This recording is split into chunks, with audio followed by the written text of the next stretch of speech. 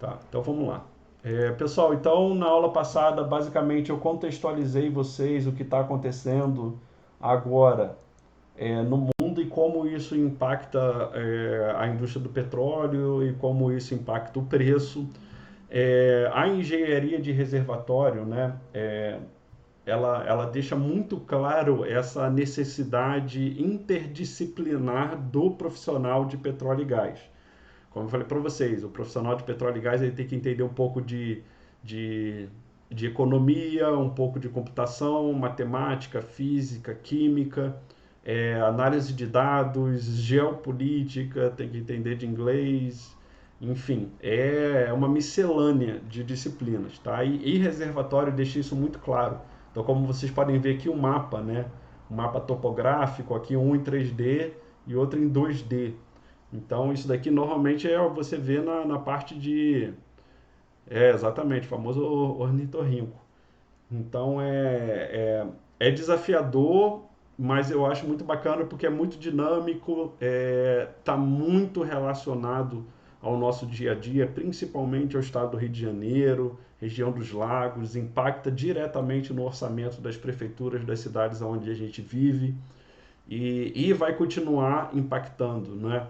Então, na verdade, essa transição energética que está vindo é que o mundo cada vez mais precisa de mais energia, não é? E o que está acontecendo é que a gente não pode se dar ao luxo de retirar algumas energias. Igual quando a gente fala do carvão, por exemplo, ele é tão consumido mundialmente quanto o petróleo. Ele tem uma proporção de participação na matriz energética global equivalente à do petróleo, tá? Só que se petróleo é energia do século passado, o carvão é energia do século retrasado, né? Só que nem por isso ele deixou de ser utilizado, né? Tô gravando sim. Deixa eu até confirmar aqui. Tá, tô gravando. Então, isso que são aspectos que vocês têm que levar em consideração. Outra coisa que eu já falei, para trabalhar com petróleo, não necessariamente tem que fazer engenharia, né? Ou engenharia de petróleo, ser específico, né? Engenharia química, civil, tem colegas que trabalham com relações internacionais, colegas advogados que trabalham na indústria, enfim, tem vários tipos de profissionais, diferentes formas de atuar direto ou indiretamente com a cadeia produtiva de petróleo.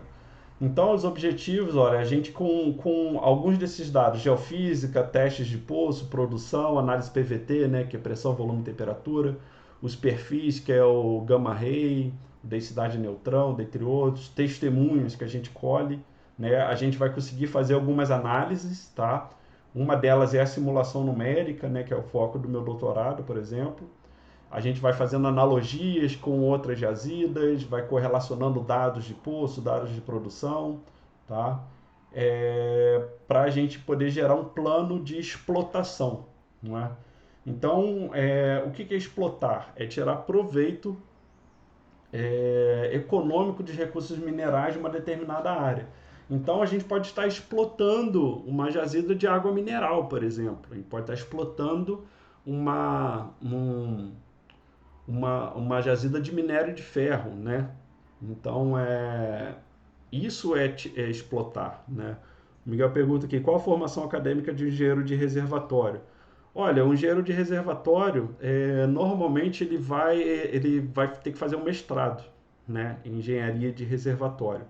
Então, você pode, por exemplo, ser um engenheiro civil, um engenheiro de computação, igual como eu já conheci um colega, que ele era engenheiro de computação e fez mestrado em engenharia de reservatório, que é engenharia de petróleo, só que o foco da pesquisa é reservatório.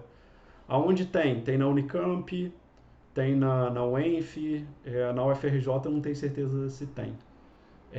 Lembrando que a especialização, né, é menos complicado de vocês conseguirem entrar do que a graduação. A graduação é sempre um desafio maior, até porque tem muito mais pessoas, é muito mais concorrido, né? Então, se especializar em petróleo faz muito mais sentido hoje em dia, né? Do que você fazer uma graduação em petróleo, que a graduação fica muito restrito. Mas é claro que não é porque você fica restrito é que você não vai conseguir boas oportunidades. Tem muita oportunidade, né? Só que, como eu falei, Você tem que gostar de inglês, tem que gostar dessa interdisciplinaridade, tem que gostar dessa dinâmica. Então, tem alguns outros pré-requisitos. Então, qual é o objetivo, né, do projeto da explotação? Ele deve responder as seguintes perguntas, né? Quantos poços perfurar? Então, por exemplo, no meu projeto aqui de doutorado, a gente tem um limite de 25 poços conectados, que a plataforma permite, tá? Então, ela não tem uma capacidade de produção além disso. Então, eu já tenho um limite de quantos poços perfurar, tá? Um limite estrutural de deixar ele conectado na plataforma. É claro que eu posso desconectar um poço, eu posso fechar um poço e perfurar um outro, sim. O nome disso é perfurar em field drillings, né, que são poços em fio, que você já teve o planejamento inicial, vamos supor que aquilo já produziu 10, 20 anos, você vai lá e propõe novos poços em novas locações com dados nas novas informações que se tem. Que tipo de poço será utilizado? Se é um poço vertical, um poço direcional ou até mesmo um poço horizontal. A posição dos poços, então é aí que a gente vai vendo, com dados de sísmica, né, com dados de produção, a gente pode propor novas locações. O nome disso é well placement, né? Então, well poço placement é a locação, posicionamento. Que método de recuperação utilizar? A gente pode usar o método de recuperação secundário ou terciário. O primário é, normalmente está relacionado com a própria energia natural do reservatório. A gente tem a possibilidade também de injeção de água, injeção de gás, inserção de bombas, injeção de vapor, produtos químicos, né? Então isso vai depender. A gente pode fazer essa distinção de métodos primários, secundários e terciários, que a gente vai ver um pouco mais à frente. Quando iniciar, né? Então, esse projeto, na verdade, ele começa antes mesmo de você perfurar, mas ele vai se adaptando ao longo de toda a vida produtiva do reservatório. Quantas plataformas serão necessárias, né? Normalmente a gente usa uma só, tá? Mas vai depender aí do projeto, tá? Então, dificilmente você vai ver duas plataformas para uma mesma, em cima ali de uma mesma locação. Você tem plataformas próximas para explorar um bloco, né? Um grande bloco exploratório. Aí você vai colocando várias plataformas assim com uma certa proximidade, né? Quando eu falo certa proximidade, alguns poucos quilômetros, aí pode até chegar nem ter 10 quilômetros de distância entre uma plataforma e outra.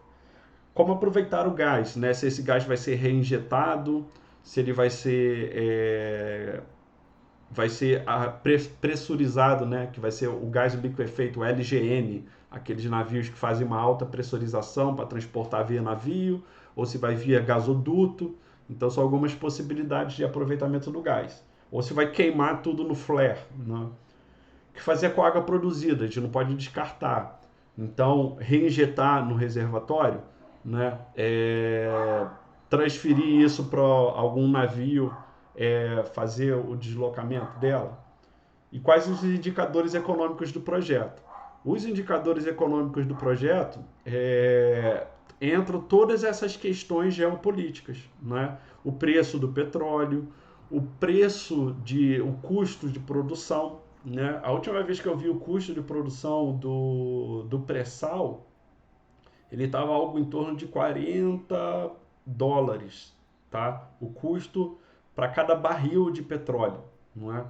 Então, esse daí então é o seu limite. Então você gasta US$ 40 para produzir um barril de petróleo. E quanto está o barril de petróleo, né? Hoje deve estar o quê? 120, 130? Vamos ver aqui. É sempre bom, bom e importante, né, a gente ir monitorando o preço ao longo das nossas aulas para poder contextualizar, né? Então o WTI aqui 95, não, acho que está um pouco mais, não? Deixa eu ver aqui.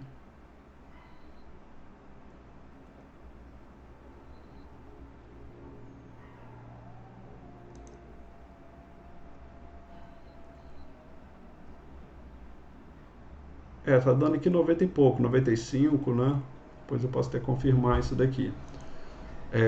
Tá, então são vários fatores econômicos também, disponibilidade de plataforma para produzir, entre outros fatores. Então, olha só, gerenciamento de reservatório. Então, tá vendo? O cara de reservatório é esse cara aqui do meio. Então, é isso tudo que ele tem que gerenciar. Tá? Então, são todos esses dados. Então, agora, quando a gente fala de fluxo de caixa, então essa fase inicial aqui, tá? Essa fase inicial aqui é custo. Tá? Então, aqui só está saindo dinheiro. Então, aqui quando o óleo começa a vir, é que está entrando, a gente está tendo fluxo de caixa positivo. Aí chega numa região de platô, que é essa região aqui, tá? Que pode durar aí 15, 20 anos, mais ou menos, talvez até um pouco mais. E depois o reservatório começa a depletar, tá? Então é depletação, né? Quando você começa a ter um declínio da produção até chegar no abandono. Mas essa parte aqui de exploração, né, de descoberta, declaração de comercialidade, aqui o dinheiro só sai, não é? Então, todos esses dados aqui, tá vendo? Isso aqui representam custos. Então, normalmente, quanto tempo dura? 3 a 5 anos, tá? Isso para a gente conseguir a licença ambiental, para fazer a encomenda dos equipamentos, para fazer a exploração daquela região. Ela normalmente tem, para adquirir o campo, tá? Estou incluindo várias coisas, né? Você participar do leilão da ANP, você fazer uma prospecção sísmica, conseguir o licenciamento ambiental, é, se for o caso aí, né, normalmente você já se planejar, às vezes fabricar uma plataforma única e exclusivamente para aquele projeto. Normalmente projetos muito grandes, desses mega campos, eles requerem, por exemplo, o navio FPSO totalmente desenvolvido para isso, né? A P50, se eu não me engano, ela foi um marco importante até para o pré-sal, porque foi uma unidade planejada para atender essa demanda. Então, olha só, volume de óleo descoberto, né? Isso daqui a gente já é Oil Initial in Place, né? Que é o OIP, N. Então, normalmente quando a gente fala N, a gente está se referindo à produção de óleo, tá? Agora não me pergunte de onde vem o N. O Oil in Place, né? Que é o OIP, eu entendo. O que é a vazão também. O N realmente eu não. Até porque eu nunca procurei o significado da letra N. O FR é o fator de recuperação, que a gente chega nas reservas, né? Então, olha só, a recuperação primária, normalmente aquela da energia do próprio reservatório, a gente consegue aqui. A secundária, já injetando água, o gás, ou bombas, e o métodos especiais aqui, injeção de vapor químico, tá? Então, como vocês podem ver, a maior parte do óleo descoberto, ele é não recuperável. Ou seja, ele fica impregnado na rocha, a gente não consegue extrair com a tecnologia existente, tá? A tecnologia já avançou em muitos aspectos. Normalmente do óleo que se sabe que se tem lá embaixo no reservatório, alguns recordes aí da Petrobras, o que consegue se extrair na recuperação primária, secundária e terciária, né, que são os métodos especiais, é algo em torno de 50 a 60%. Então fica ainda muito petróleo para trás, tá? Tem ainda muito petróleo para trás. Então, não, a gente está falando aí essa transição energética, né? A gente está falando de 50, 100, 150 anos, não é? Então, é aí que a gente está falando que essa transição ela vai acontecer, né? Então, é a longuíssimo prazo, né? E eu digo também em relação à longevidade da indústria de petróleo e gás. De novo, o carvão, por exemplo, ele é altamente poluente, mas nem por isso ele deixou de ser utilizado. O mundo está numa crescente populacional, está uma crescente de necessidade de energia para gerar para coisa básica, para chuveiro, para geladeira, para máquina de lavar, né? Então a necessidade energética do mundo ela só está aumentando. Então não, ainda nós não podemos nos dar ao luxo de abrir mão do carvão e do petróleo. O que pode acontecer é a necessidade de petróleo estacionar mais ou menos onde está, que são 100 milhões de barris por dia. Tá? Atualmente a necessidade global é de 100 milhões de barris por dia. O Brasil ele produz ali, teria que atualizar, mas é algo na escala de 3, 4, ali por volta de 5 milhões de barris por dia, se eu não me engano. Se eu não me engano, são 3 milhões de barris por dia. Tem que dar uma conferida. Mas é algo nessa escala, para vocês entenderem. E o mundo precisa de 100 milhões de barris por dia. Então, só para vocês entenderem a relevância da indústria brasileira, né, da necessidade do Brasil a níveis globais. Pode falar, Miguel.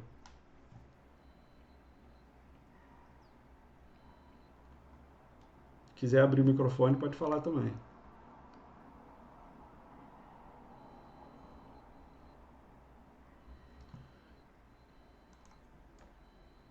Fator de recuperação, FR, tá?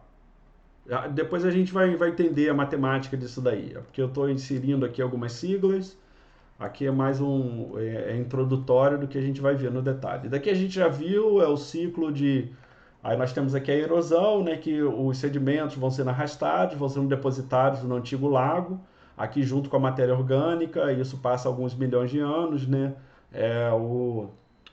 O petróleo, ele data aí mais ou menos de 150 a 180 milhões de anos atrás, né? O que foi depositado nessa época. E aqui você tem essa deposição, esse daqui é o ciclo da água, tá? Que tem a ver também com o ciclo das bacias sedimentares. Daqui então a gente já viu também, não é? Então, por exemplo, como eu falei para vocês podem muito bem fazer economia e se especializar nisso, não é? Na parte econômica de explotação de petróleo. Daqui também vocês já viram que a parte da sísmica, os equipamentos, a fotogeologia, né? A aerofotogrametria, o uso de satélites. Aqui é a interpretação de alguns dados sísmicos, né? Daqui como é que fica, né, a interpretação. Como vocês podem ver aqui, ó, nós temos algumas trapas aqui, né? Tá vendo algumas armadilhas sendo formadas aqui, né? Então provavelmente isso daqui pode ser caracterizado como uma rocha selante, e provavelmente aqui nessa região nós vamos ter uma estrutura propícia para o acúmulo de hidrocarbonetos. Às vezes a gente tem toda geologicamente falando, a gente tem toda uma estrutura propícia para a acumulação de hidrocarbonetos, mas simplesmente não teve acúmulo de matéria orgânica, né? Então isso pode acontecer também.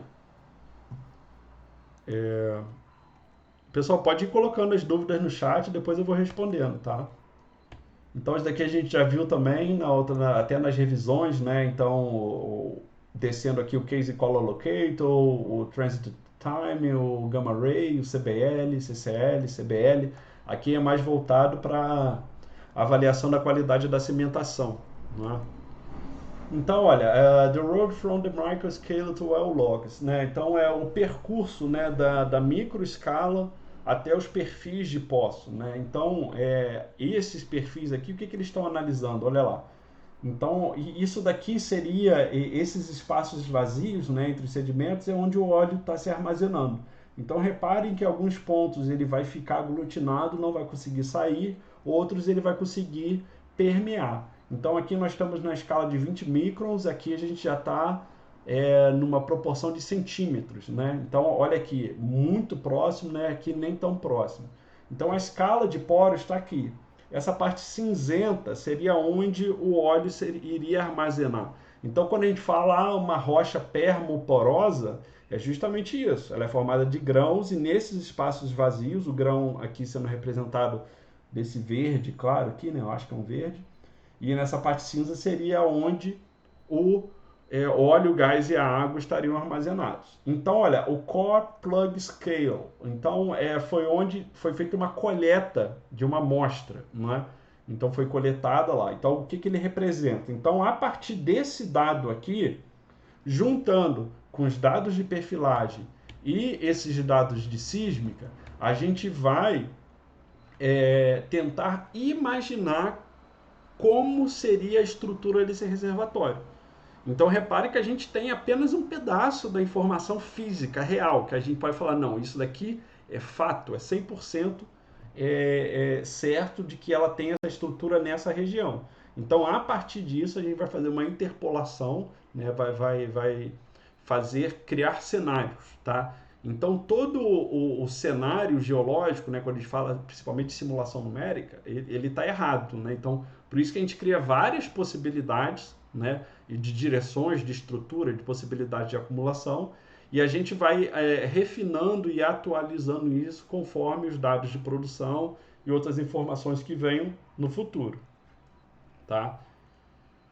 Então aqui o teste de produção, isso daqui a gente já viu, a TFR, né? Aquela descida, primeiro fluxo, ao crescimento de pressão, né? O segundo fluxo, né? Depois da segunda estática, o segundo crescimento e a retirada. Daqui a gente já viu também, eu não vou entrar em detalhe. Então, a engenharia de reservatório, para se fazer um estudo de engenharia de reservatório de petróleo, é fundamental que se conheça as propriedades básicas da rocha e do fluido, né? A quantidade de fluido existente é o quanto poderá ser extraído do meio poroso. Então, o objetivo é identificar e definir todos os reservatórios num determinado campo e suas propriedades físicas, reduzir o passado e prever o comportamento futuro do reservatório. Então, a gente está sempre colhendo informações. Então, hoje, o cara de reservatório, ele é um analista de dados, né? Minimizar a perfuração de poços. Então, a quantidade de poços secos ou subcomerciais ainda é relevante. Então, hoje, a gente tem muito mais ferramentas que possibilitam uma assertividade, né, maior quando o assunto é perfurar poço, né? Então, quando eu entrei na faculdade lá em 2006, falava-se muito nessa proporção de a cada 10 poços perfurados, 8 são considerados secos ou subcomerciais, né? Isso quando a gente está iniciando uma jazida. Mas depois, quando a gente já está nela produzindo, a gente vai planejando poços adicionais, né? Que o termo mais correto é o infill drilling. Aí não, aí a gente tem que ter um comprometimento maior de assertividade, porque a gente tem mais dados. Definir e modificar, se necessário, o projeto de poço, sistema de superfície, iniciar o controle das operações no tempo apropriado. Isso daí também é a questão do timing, né? Então, o contexto econômico também é importante. Então, o objetivo ele visa a retirada de fluido dentro da rocha reservatória, né? Permitindo que esse fluido chegue até a superfície. Na engenharia de reservatório também são estudadas as características da jazida, litologia, propriedades do fluido, isso daí a gente vai ver também, e como eles interagem no interior da rocha. As leis da física vão ser os principais norteadores aí. Então, conforme a gente vai retirando óleo, a pressão no reservatório vai diminuindo, por exemplo. E isso vai facilitando no caso, o desprendimento desse gás associado ao óleo, né? Então, muitas das vezes a gente pode ter um gás ali associado, só que devido à alta pressão do reservatório, ele acaba indo para a fase líquida, né? Isso a gente vai entender um pouco melhor no diagrama de fase.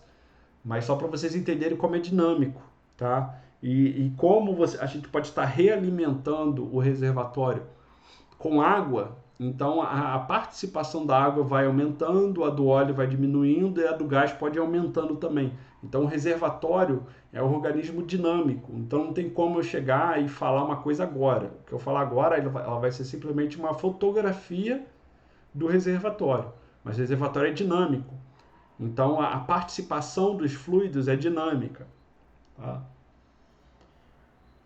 E é claro também o objetivo principal é maximizar a produção de hidrocarbonetos com o menor custo possível. Isso daqui foi até o reservatório que eu fiz, né, sintético, que eu utilizei no artigo que eu publiquei no ano passado na Journal of Petroleum Science Engineering. Foi um reservatório anticlinal, com características bem semelhantes aos reservatórios de Alberta, no Canadá, né, voltado para óleos extra pesados e para injeção de vapor. Daqui o software que eu utilizei na época foi o T-Navigator e Não sei se isso daqui tem um vídeo, né? Deixa eu ver, eu acho que não. Ah, não, tem sim. Então, a engenharia de reservatório, tá vendo? Então, aqui eu fui colhendo informações e até alguns dados do governo lá do Canadá, alguns dados abertos, e fui montando o reservatório. Então, ali tem um mapa de permeabilidade, tá vendo? Então, a parte azul é onde tem baixa permeabilidade e a parte vermelha é onde tem alta permeabilidade. Então ali eu fui planejando poços, tá vendo? Foi um poço injetor e um poço produtor. Tá vendo que ele vai acompanhando as jazadas, né? Então aí são diferentes perfis, 2D, 3D, então diferentes análises. É claro que eu vou passando muito rápido aí, mas só para vocês entenderem como que é o trabalho de um engenheiro de reservatório voltado para a simulação numérica.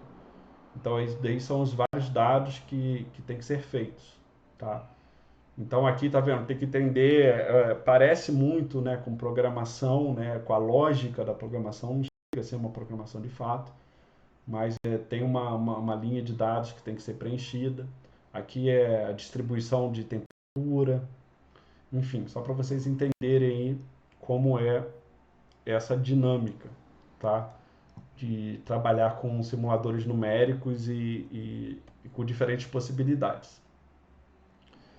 Então aqui, olha, as propriedades dos fluidos, né? Então, como eu falei, são três tipos de fluidos: a água, óleo e o gás.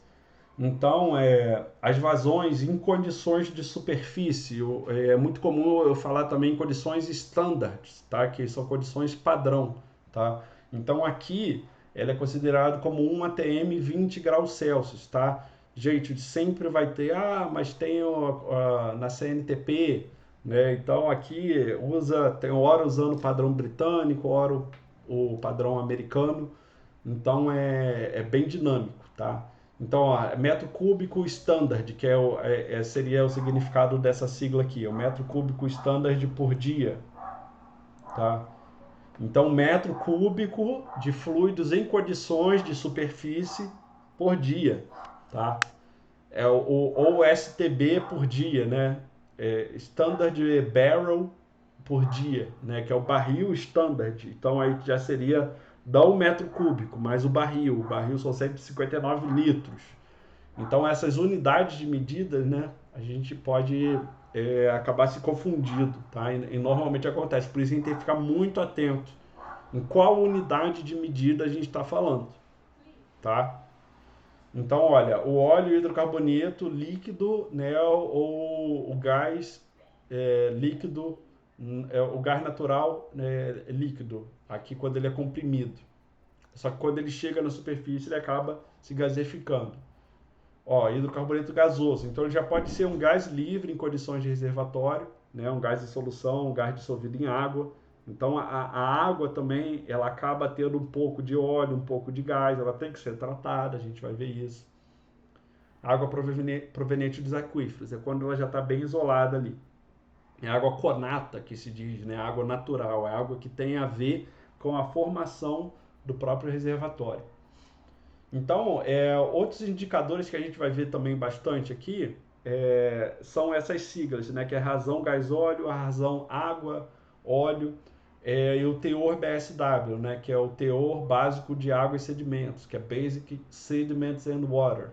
Então, falar, olha, RGO alta, né? Isso é bom ou ruim? Isso é ruim, que é razão gás óleo, tá? Então, a gente vai ver aqui, então, por exemplo, a RGO, né?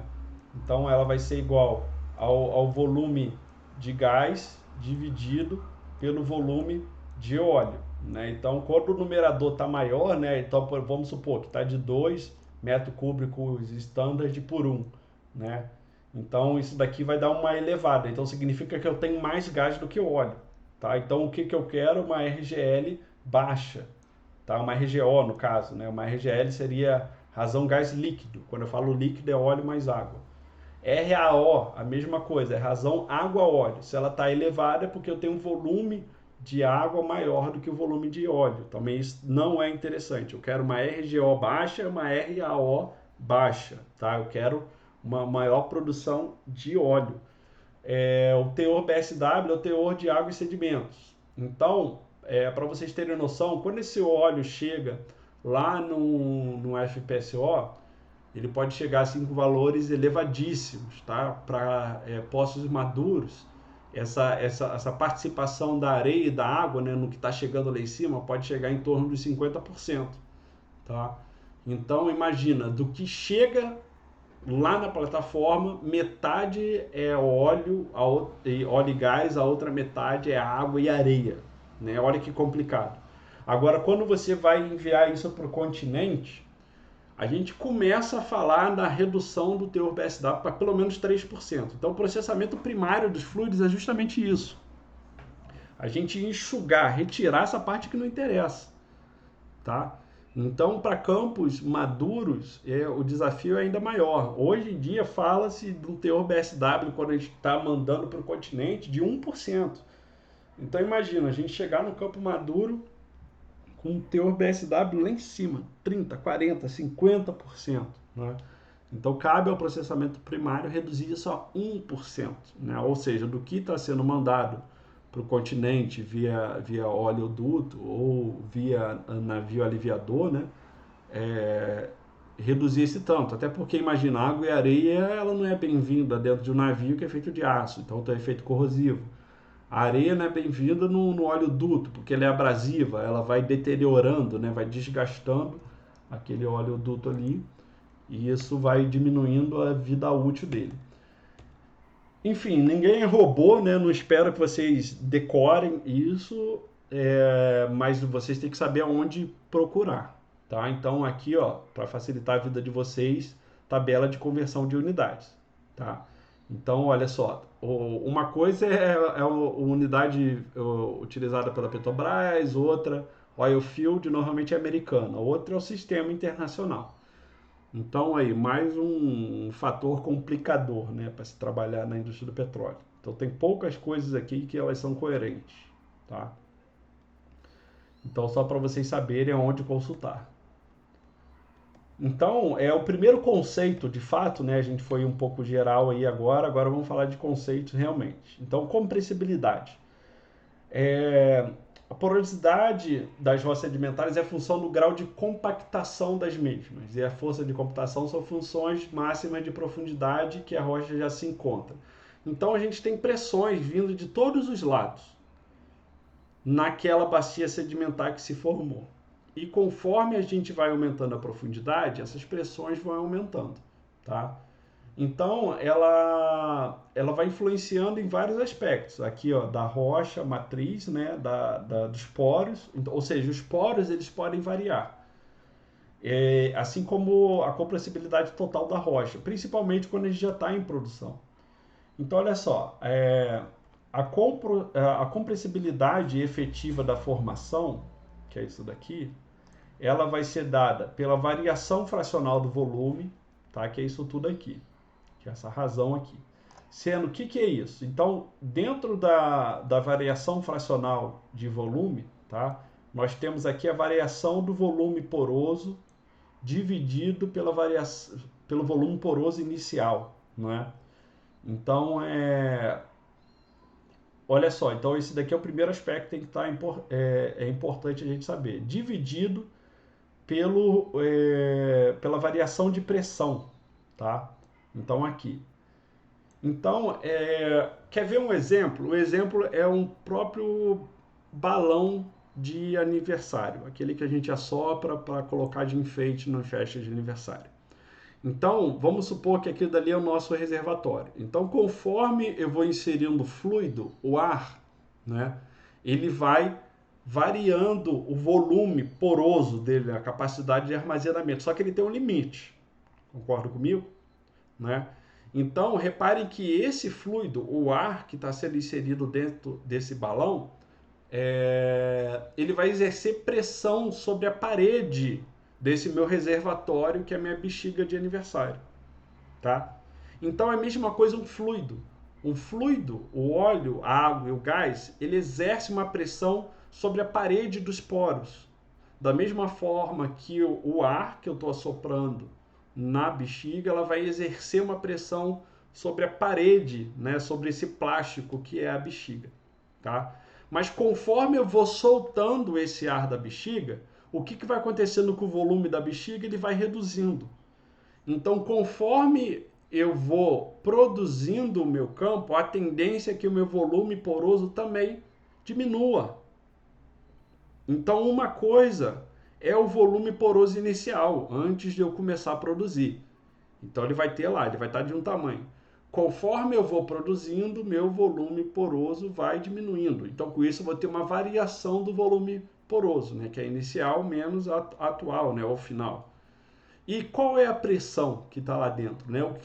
É justamente isso. Então, essa pressão exercida pelo interior que vai influenciar a variação do volume poroso. Tá?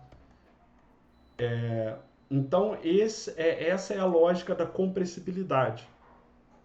Para vocês, uma forma adicional, é sempre importante a gente ler, né, também. Então, aquele fundamento, o ideal é ler o Adalberto, depois eu vou até passar o link, o livro do Adalberto Rosa, que é o livro próprio para engenharia de reservatório.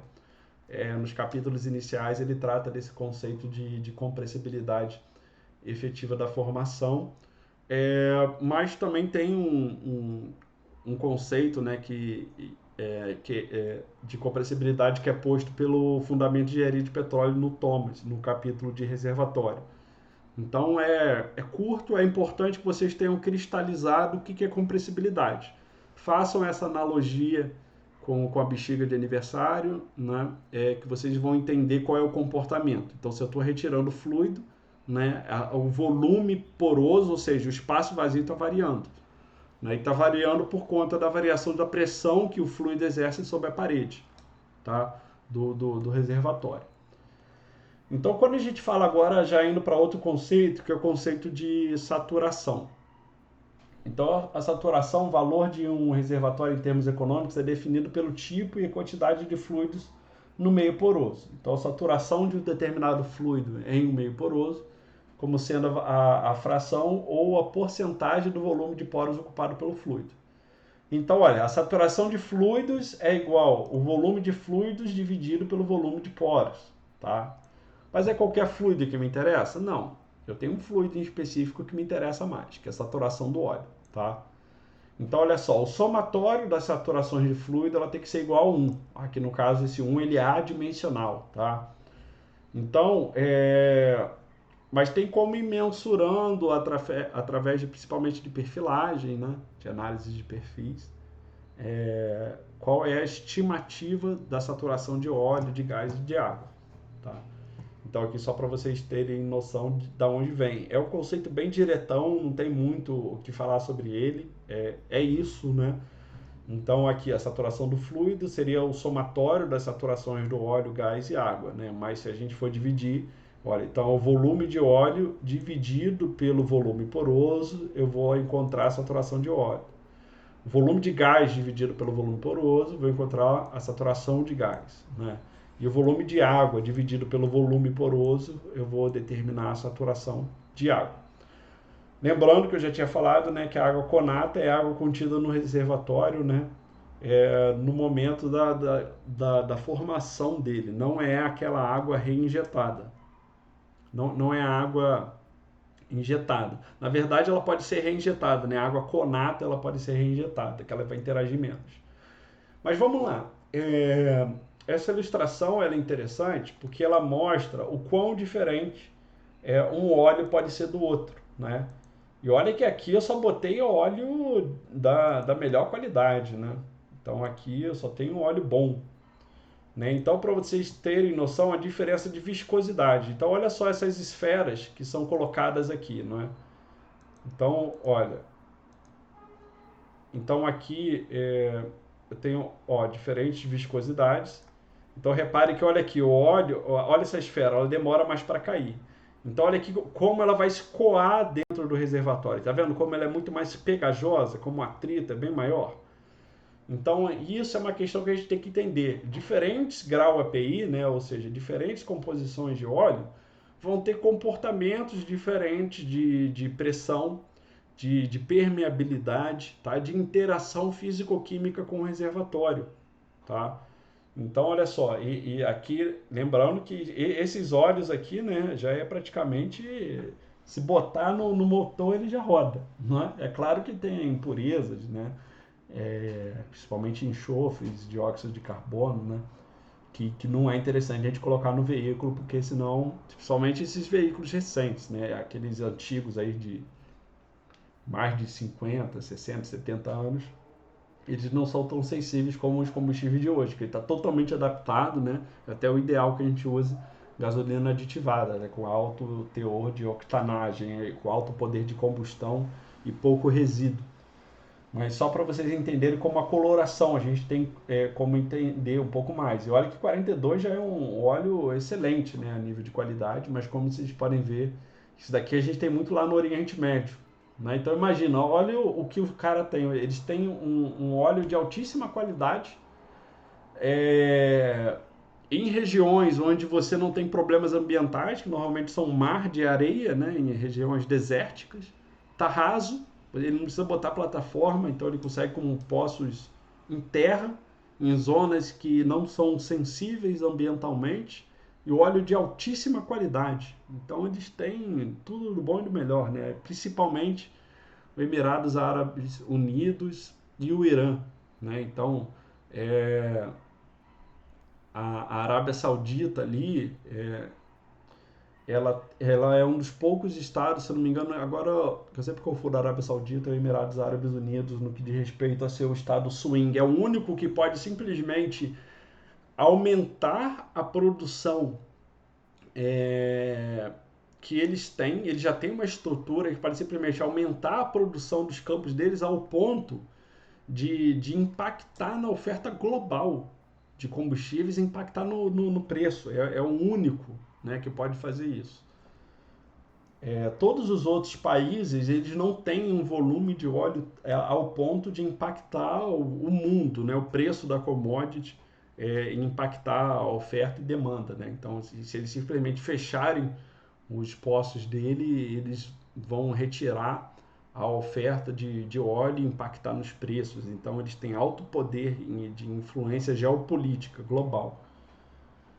Agora falando um pouco de porosidade. Então, a gente já viu lá atrás aquele conceito mais superficial de porosidade, de permeabilidade. Né? Então, porosidade são os espaços vazios, né? Permeabilidade é a capacidade que esses espaços vazios têm de se conectar e a capacidade que a rocha tem de se deixar ser atravessada. Então, de uma forma geral, a porosidade é a capacidade de armazenamento de uma rocha, e a permeabilidade é a capacidade que ela tem de se deixar ser atravessada.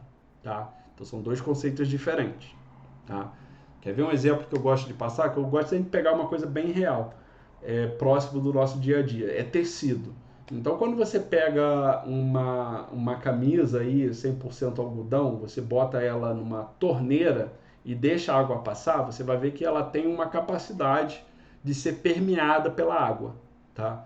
Agora, se você pega, sei lá, um moletom, né, e coloca ele debaixo dessa mesma torneira que estava com a mesma abertura e a mesma vazão de água, você vai ver que a capacidade do moletom ser permeado é diferente da capacidade de uma camisa 100% algodão ser permeada.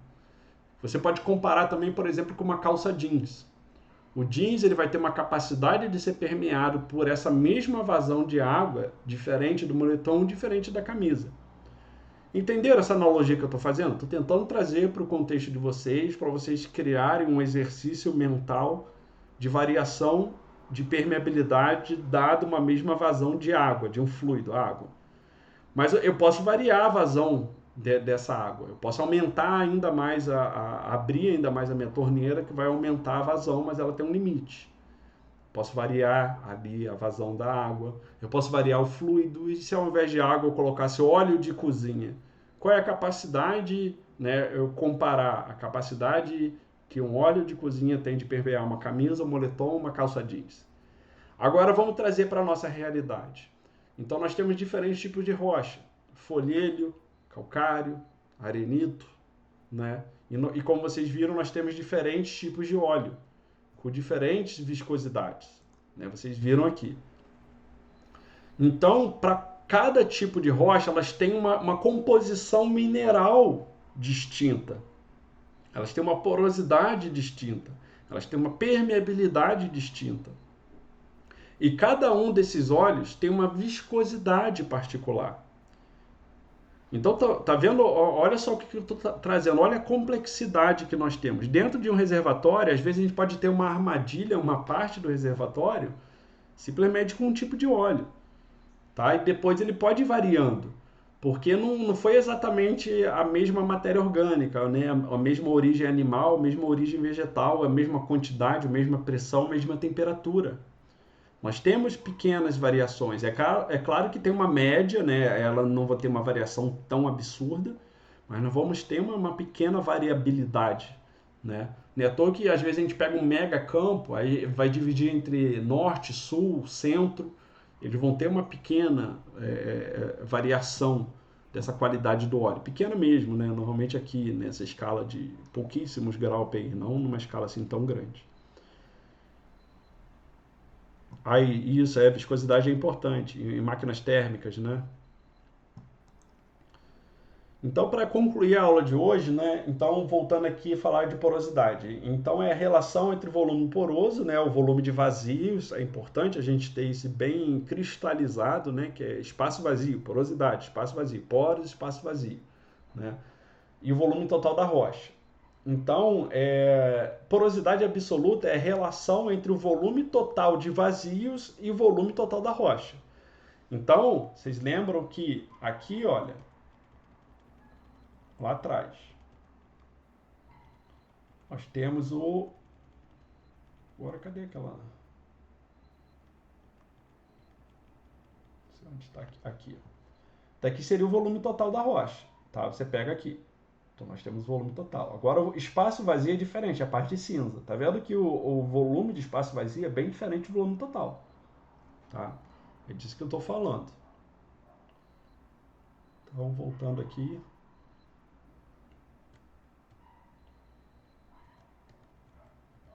Aqui, tá. Porosidade efetiva é a relação do volume dos vazios interconectados e o volume total da rocha, tá? Então, uma coisa é o total de vazio, outra coisa são vazios que conversam entre si, ou seja, que o óleo, o gás ou a água consegue sair de um vazio e ir para outro vazio, ou seja, aí sair de um poço e ir para outro poço. Porosidade efetiva, tá? Então, depois, porosidade primária, originada durante a deposição do material sedimentar. Então, ele tem a ver com a formação natural do reservatório. Porosidade secundária, resultante de repetidos esforços da terra ou ação da água subterrânea sobre a rocha já consolidada, o que gera dissolução de grãos e cimentos. Então, com o passar do tempo, nós temos fatores físico-químicos que vão atuando. E a água, ela tem um grande poder de dissolução dessas rochas, de desmanchar os grãos, né? E quando fala cimento, é o cimento que vai aglutinar a rocha, tem a ver com a formação desse conglomerado mineral que é a rocha, tá? Então, para já, vocês viram o que interessa no ponto de vista de vocês? O que vocês acham que interessa mais, a porosidade absoluta ou a porosidade efetiva? O que interessa mais, o volume total de vazios ou o volume de vazios que estão interconectados? Efetiva. Efetiva. Então já viram essa distinção, né? Então é por isso, vocês lembram que eu mostrei para vocês lá o óleo não recuperado? Então a recuperação primária, secundária e terciária, e tem aquele óleo que fica para trás. Aquele óleo que fica para trás normalmente é esse que tem a ver com volume de poros que não são conectados, tá?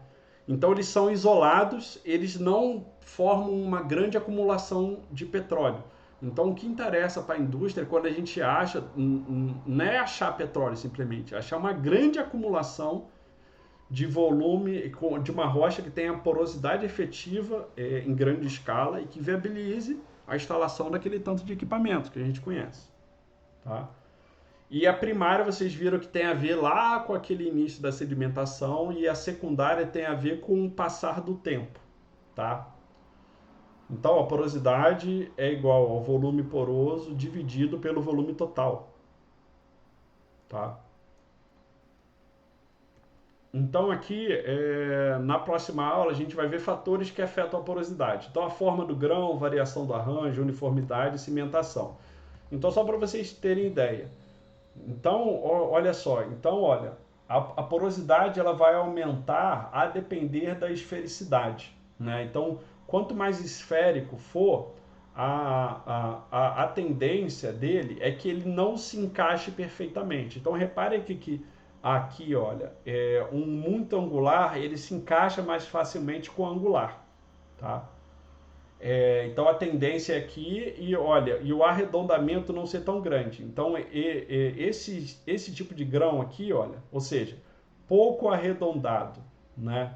E com essa esfericidade aqui, a tendência é que eu tenha uma porosidade mais elevada. Agora, quando eu tenho ele muito liso aqui, né? Então, bem arredondado, né? Você vê que a porosidade ela não aumenta nesse sentido. Então, olha só, quando eu consigo classificar muito bem, não é, a distribuição dos grãos, eu tenho aqui. É muito pobremente classificado. Então, olha que bagunça está essa rocha, né? Então, aqui muito óleo vai acabar se perdendo, né? Então, depois a gente vai ver esses tipos de classificação. Tá vendo aqui, ó? A gente vai ver a ilita, a caulinita, clorita. Então, são alguns tipos de reservas conhecidas, né, em arenitos e rochas carbonáticas. Tá? Aqui é um trabalho feito por Sanzoni em 2014 pela USP. Então, usando uma microscopia eletrônica de varredura. Olha só, gente, esse zoom, né, na escala de microns, como é uma rocha reservatória. Olha, grande área superficial resultado abundante de microporosidade. Então, tá vendo? O óleo vai aglutinando aqui e simplesmente não sai. Aqui, a saturação de água é irredutível, ela fica agarrada aqui, também não sai. Olha aqui, a porosidade de arenitos normalmente é menor do que aquela idealizada no empacotamento de esfera e razão. Ó. Variação no tamanho do grão, cimentação, computação mecânica, química. Ó, redução significativa da permeabilidade, tá vendo? Ela vai agarrando aqui, olha, nesses pequenos e não sai. Então, tá vendo? Aqui seria um cenário um pouco mais ideal, né? Nesses outros aqui, o óleo fica agarrado e não sai. Tá? Então, só para vocês verem numa escala micro, né, o que está acontecendo na rocha reservatória. Acho que a nossa aula acaba agora, né? Você já tem outra aula agora, certo? Sim, agora a gente tem português. Ótimo. Miguel, o óleo e a água não sai por alguma razão química ou se é física e mantém presa? Os dois motivos. Ele não sai por razões físico-químicas. A gente vai ver. Então, primeiro eu estou mostrando fisicamente, né, estruturalmente os porquês desse óleo ficar impregnado. Tá? Depois a gente vai ver que tem interações químicas também, tá? Que eletrônicas, que faz com que às vezes o óleo tenha uma afinidade e o óleo molhe a rocha, ele fica impregnando, ele tem uma atração físico-química a ela, já na escala eletrônica, da nuvem eletrônica, né, dos elétrons, tá? E ele fica impregnado. E tem outras rochas que têm uma afinidade maior com a água. Então a nuvem eletrônica dela acaba se interagindo maior com a água, a rocha tende a atrair e ficar grudada, ficar molhada pela água e deixa o óleo fluir. Então rochas que têm uma molhabilidade, a gente vai entender esse conceito de molhabilidade, quando elas são molhadas pela água, isso é bom, porque a água fica impregnada dela e o óleo flui. Agora tem outras rochas que ela tende a ser molhadas pelo óleo, ela tem uma afinidade química, eletroquímica, né, maior com o óleo, e ela fica aglutinada e ela deixa a água permear, não o óleo. Isso é ruim. E outra ainda pior, né? A gente pode inverter a molhabilidade a depender da variação de pressão, conforme a gente vai produzindo, ou da injeção de produtos químicos, tá? É uma resposta assim bem complexa. É uma ciência que a gente melhorou tem pouco tempo, né? Eu lembro quando eu entrei na faculdade, essa questão da molhabilidade era mais dúvida do que certeza. Hoje já se entende um pouco melhor, mas ainda não é 100% entendida, tá? Então é até uma coisa que na área acadêmica é emprego certo, né? Para quem se dedica a entender melhor essas microporosidades, a molhabilidade, né? Hoje em dia essas empresas aí têm setores de pesquisa totalmente dedicados a isso, né? E globalmente a gente tem muita oportunidade nesse sentido. Então é isso, pessoal. Vou parar aqui a aula.